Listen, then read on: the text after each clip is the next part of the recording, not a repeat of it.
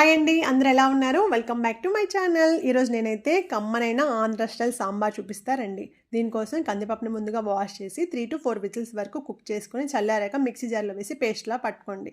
ఆ తర్వాత pressure cooker పెట్టుకుని అందులో సరిపడంత ఆయిల్ వేసి ఎల్లిపాయలు, తాలింపు గింజలు, ఇంగువ, ఎండుమిరపకాయలు, ఉల్లిపాయలు, పచ్చిమిరపకాయలు, కరివేపాకు అన్నీ వేసి మిక్స్ చేయండి.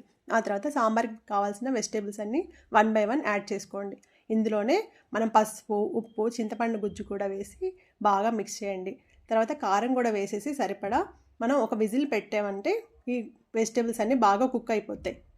సింగిల్ విజిల్ సరిపోతుంది. ఆ తర్వాత మనం బాయిల్ చేసుకున్న కందిపప్పు పేస్ట్ని కూడా యాడ్ చేయండి. ఆ తర్వాత ఇందులో కావాల్సినంత వాటర్ వేయండి.